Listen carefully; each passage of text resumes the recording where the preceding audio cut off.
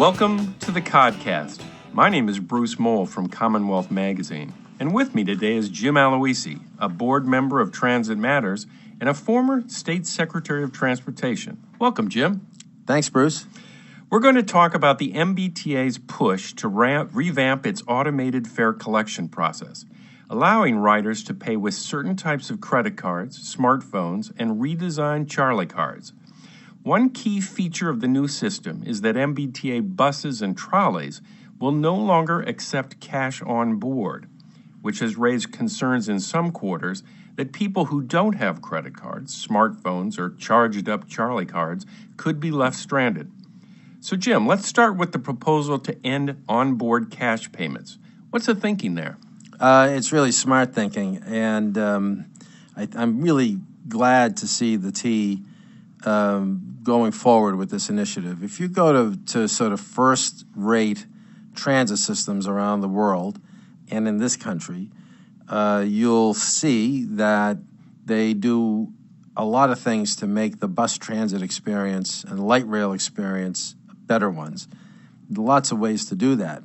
One way to do that is to have a fare payment system that is, quote-unquote, off-board. So you no longer have people using cash while boarding a bus or a green line. You can use cash, but you have to use it off board. So you use it to buy your fare medium, and then you board the bus by simply taking that card, or in this case, it'll be a card. It could be your smartphone. Might even be your credit card, and you just tap. You tap not just at the front door. The beauty of this, because you're not allowing cash anymore, is you can open all doors of the bus, and there'll be validators at each entrance. So you tap whenever you get in, and you're good to go. And this will have the effect, it has been proven, of significantly speeding up the boarding process and therefore reducing what's known as dwell times, the time that bus is sitting there idle. Yeah, I think anyone who rides the T has experienced that, where you might have a card and you're ready to just tap getting on, but there's someone struggling with the current machines to try and fit a crinkly dollar bill and what have you into the system, and it spits it back out, and so everybody waits. And so everything sits, stalls down. The idea is you bang, bang, in, you're out, you're quickly in, then you're quickly out. And time no longer stands still as you're waiting for the cash transaction or one of these paper transfer transactions where the paper jumps up and down. I mean, all of that is sort of old 20th century ways of doing business. And in this instance, the T, to its credit, is moving forward in a way that I think is long overdue, fully appropriate, and needs to be embraced. So some publications, particularly the Globe, have written a handful of stories sort of raising concerns about what if I'm a customer who doesn't have a smartphone, who doesn't have that credit card that would work for this, and needs that Charlie card, but maybe doesn't, have it right now, or doesn't typically have one, doesn't ride that often. What about them? Well, I think the good news is that I believe when this system is operational, it's going to provide much better options and opportunities and service quality for those people. So if you are using cash today, you can still use cash tomorrow. If you don't have a smartphone, that's fine. You're going to have many, many options. You're going to have the option of using cash to get a fare card. You're going to have the option of, if you have a smartphone, of using it. You're going to have the option potentially of having your credit card. You'll have more options. But those who are unbanked, is the term, and who have to use cash will have, I think, more than double the number of fare vending machines or points of sale than they have today. So today there are about 490 some odd Charlie card vending machines. Under the new proposal, that'll be well over 800. It'll be like 840 fare vending machines, plus a whole group of retail outlets that will be specifically geared toward providing this service. And those retail outlets can be anything from CVS to a mom and pop store, and they don't even have to be technically retail. As I understand it, it could be the local library, it could be the local nonprofit. it could be the local senior center. So the places where someone can put money on their card by using cash will be probably more than double where they are today, and the opportunities, therefore, will be stronger. So if I'm an unbanked person, I've got options, but I've got to do a little planning ahead. I mean, I just can't expect to show up, hop on the train, and expect to go on. No, nobody can. Even, I mean, if you have a smartphone and you leave it at home, you can't. Everybody has to plan ahead. What the T is doing in this initiative, in my view, is it's making it as easy as possible for that person to have a convenient option. And so, just for bus as an example, the T has done a survey, and it thinks that this is self-reporting, about 4% of all riders don't have access to a credit card, a debit card, or a smartphone. And of that 4%, 7.5% are primarily using the bus. What that means in actual numbers, I don't know, but it's a significant enough group of people that we obviously have to make sure that we're not leaving anybody behind. For those people, as I say, they will have the benefit of many, many more places to have this transaction. What the T has structured is very interesting. The RFP, which is very detailed, sets out a sort of layered approach to making sure that everyone has access in a convenient way to getting their fare card dispensed. They have what they call a coverage metric and a queuing metric. The coverage metric basically says you have to the vendor, you have to have a fare machine or you have to have a retail availability within X walking distance of a bus stop. So 95% of all bus stops will have a way to reach a fare vending machine or other point of sale within 1,000 feet. So that's the first thing they do. The second thing, and then some of them the metrics are even stronger. So if you're on commuter rail zone 1A, which is basically includes the Fairmount line, or if you're on the Silver Line bus, the 1 or the 4 or the 5, which go through many different communities, but really a lot of folks who are probably using cash are using those systems. If you're on the Silver Line 4 or 5, there has to be a fare vending machine within 500 feet of every bus stop. So they've got those metrics there. Then they've got a queuing metric. The queuing metric means that there is a limit to how long you will be able to wait to have your transaction. So the queuing metric is meant to have enough fare vending machines in place so that 80% of the people who are doing these cash transactions, or any transaction, will have a minute or less wait, and 95% will have a 2-minute or less wait. So when you combine the coverage metric and the queuing metric, it seems to me they've pretty much done everything they can to increase significantly the access that people will have to a fare medium. And then keep in mind, once you have that access, the process of boarding the bus now is going to be so much faster. In San Francisco, when they began what's called all-door boarding, which this is now going to allow in Boston, they improved dwell times by 40%.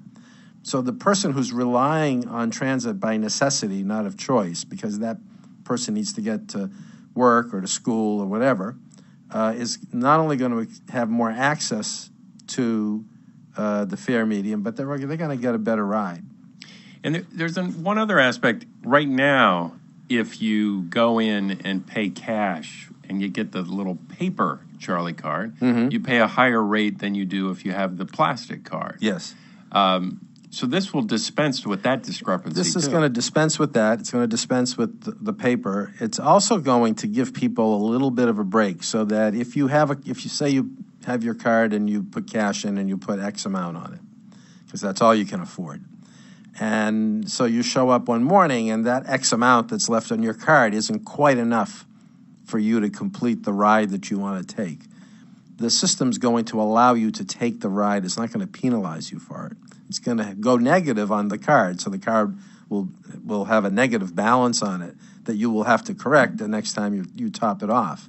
But the system won't penalize you for that. The system will give you a little bit of leeway in that instance, so that if you say the ride costs $2.50, whatever that ride might be, and you've got $2 on your card, you can take that ride without penalty. It'll go negative 50 cents, and then you top it off later. So there are a lot of things baked into this process that I find are geared toward fairness and geared toward access.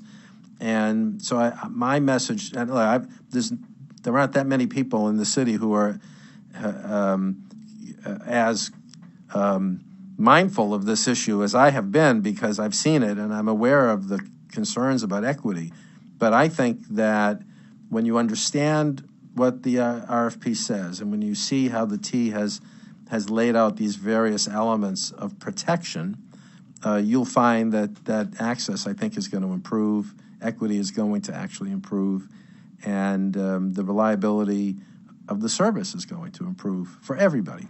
So I have a little personal experience with this approach, because my son is studying abroad this semester. So I went over and met him in a mutually agreeable spot in London recently. And so they have a very extensive transit system. Yes. And they also have a similar type approach. You can use certain types of credit cards. You can get what they call an Oyster card instead of a Charlie card.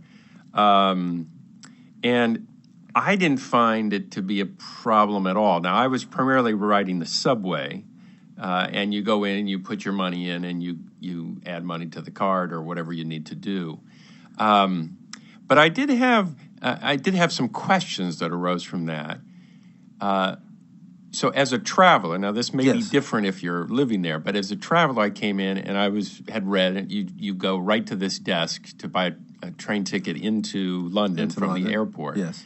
And there you can get the Oyster card, and you pay £5 for it in London. What's your understanding? How will someone say, let's take residents and visitors.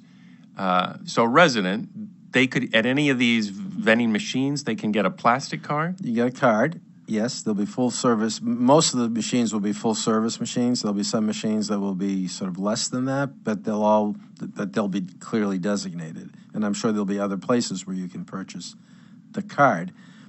I think most people are going to end up using their smartphone or a validated credit card. If there's a credit card, American Express, Visa, whoever, if they wanted to have a card issued where the chip is designed so that it basically is enabled on the T, that can happen as well.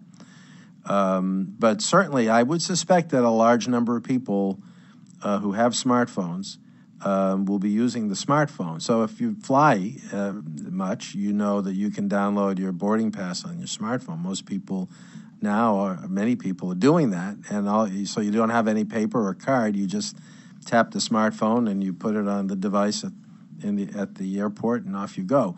It'll be the same approach that the T is allowing. So I think this is, to underscore this point, if you think about more and more people probably using smartphone, that means that the number of people who have to access a fare vending machine is going to be reduced, because you can top off your smartphone through a mobile app or through a website. You don't have to see a vending machine at all. And so if you think about people who don't have a smartphone or for whatever reason choose not to use it, having access to these almost double more machines, it's pretty clear, I think, that it's going to be very easy for people to have that access, because it will not be 100% of us now looking for a Charlie card substitute. There'll be some large percent of us who's using a smartphone. And the smartphone, sort of get all nerdy about it, but you would it be like the commuter rail app? You download some app, and there'll be an app. I don't think I'm not sure if it'll mimic the commuter rail app or not, but it will be a downloaded app, and it'll be there for your use. And you can, the way I understand it is, you can go online or you can use the app to just tie into your bank account and put the money in that you want. But to your point earlier, if you go to London, I've spent some time in London, I spent some time in the Netherlands the past couple of years on business, and they have something they call a chip cart, which is basically, I guess, Dutch for a card with a chip in it. And you buy it as soon as you get out of the airport, the train terminals there, you buy the chip cart. And you go everywhere you want in the Netherlands, not just in Amsterdam, anywhere. On any tram, on any light rail, on any bus, that chip card, you tap in. Now, they have a tap in, tap out. I don't think we're going to do tap out. That's my understanding. But you just tap and you're in. And it couldn't be easier. And so from a visitor's perspective, tourist perspective, or business visitor, it's completely intuitive. There's nothing complicated about it. Yeah. And I think people will find that to be true here as well. I think... I don't think there's been a final decision, but I think they are thinking about having tap out too. And just for listeners, you would tap in like you do currently at the T, you get in. But right now, when you do that, then the T has no idea where you really go or how long your ride is. And I've heard them talking about they'd like a tap out because then they could not only learn more about how people are using origin the T, and destination, but if they go to a different fare, how they set fares. Yes. It might be like if you're going an enormous distance, you're going to pay more. Right now, you could go from Braintree to Reservoir to Riverside on the Green Line and pay the same as if you went one stop. Yes, right. So they are thinking about that. But I guess what I'm hearing you say is you don't really need this Charlie card if you have the right type of credit card or a cell phone that most people have today. If you have a cell phone, it's highly unlikely that a person with a smartphone is going to want to have an additional card on them because it'll all be there on their phone. There's people, if you have Apple Pay, if you are using this for downloading your airlines or your Amtrak, increasingly the world in which we live, I think, makes this a much different environment, and that's what this initiative is responding to. It's like, I hesitate to say that we're embracing innovation because we're kind of being sluggish about it. Other places have done this well before us. But putting that aside, we are embracing the best that technology offers at the moment. New York is doing this as on a parallel track, no pun intended. And so I think to underscore what I think is the best and most important feature of this, it's allowing buses to be boarded at all doors. That is going to be a transformative. They just did a pilot of how that would work on the Silver Line. It was very successful. It speeded up the ride. It will speed up, and as I said earlier, the Muni experience in San Francisco pretty clearly showed the benefits of this. And so that's the beginning of what I would hope would be a series of steps, all-door boarding being the first, dedicated lanes, and then transit signal priority, which turns every bus into a much, much faster, more reliable bus, as close to bus rapid transit as you can get without some of the additional features of bus rapid transit. For this investment to work, those other components really need to come together, and we know that there are communities in Greater Boston that are now seriously exploring dedicated lanes, in part thanks to some support given by the Barr Foundation, but also because municipal leaders like the folks in Everett have decided, let's take a look at this and make it work. One other thing that's sort of exciting about it is, so right now if you use the commuter rail, you pay in one fashion. Mm-hmm. If you use the T, I'm saying the subways, the buses, you use a different fashion. The hope with this is that same smartphone app or whatever you can use it everywhere. Totally seamless. Totally seamless. And it could be, I think they've raised this, could be extended to all sorts of other options, like not just transit, I think, because this is a system that is basically a way to collect payment and remit it to the proper place. So even a private sector company that wants to get involved with this, if people want to simplify the amount of cards and what have you they have to carry. I'm blanking a little bit about what it would be, but it could be anything. Well, you could probably tag on to it. I think they needed. I'm not a technologist, so people would have to figure out the security elements of that. But I would imagine one might think about parking at MBTA commuter rail stations or at Logan Airport. Those kinds of transportation-connected payments might very well end up getting integrated into this. And so you basically, the whole point of the technology is to streamline your life, right, and to make it easier, not harder. And as I have said repeatedly, we understand that we can't leave anybody behind, and there will always be those who, for whatever reason, it could be age, it could be income, it could be any reason, are not going to be able to use the smartphone the way many others are. We can't leave those folks behind. We've got to give them equal treatment. We've got to give them really good access. That's what I'm convinced, having read it, and it's pretty detailed reading. Having read the RFP and what's being required here, I think we'll do that. And again, going back to the Netherlands and chip card, that one card gets you on it. So it's like commuter rail here versus subway. Didn't matter where I was or what mode I was taking. It could have been a bus, it could have been a tram, it could have been a light rail, it could have been in Amsterdam, it could have been in Haarlem. It didn't matter. It just tap it in. And so that element of convenience really, I think, is where we need to be. We're in this environment where transit is competing. It's competing with Uber and Lyft. It's competing with this nebulous future of autonomous vans. And sadly, it's competing with people still driving. But we know that we're choking in congestion. We need to find ways to increase ridership and to keep ridership. Doing this kind of thing is what will do that, because you're both making it easier for people to pay, and you're also going to improve their rider experience at the same time. Makes sense. The card in the Netherlands, is that tied to a credit card that you have? Yeah, I'm sure it is. I'm trying to remember I'm sure I put a credit card down at the train station and got it. So, yeah. Okay. But then it's easy to top off. And you could get that out of a machine? The card that I got, I got at a desk at the station, but I'm a visitor, so I don't, if you're there as a resident, I'm assuming that there are many options for you. You know, that's interesting, because the same thing happened with me in London. Yeah. A person had to give me the card, and then when I was done at the end of my trip, I didn't really want the card, but you can return it to the guy. Yes. And he gives you a refund of what's left the on £5 and whatever else that was on it, which I thought was astounding, given that everybody's trying to move toward, a system that's totally automated. Right. I know.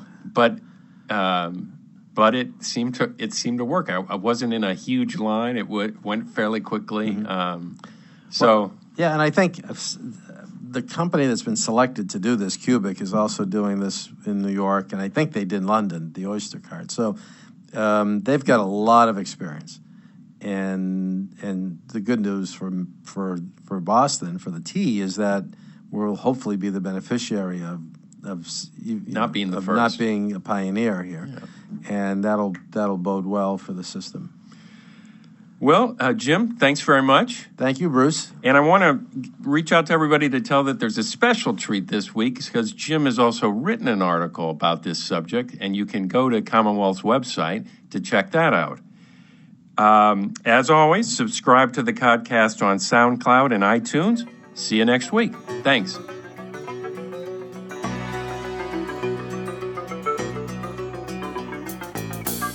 I was a highwayman. Along the coach roads I did ride.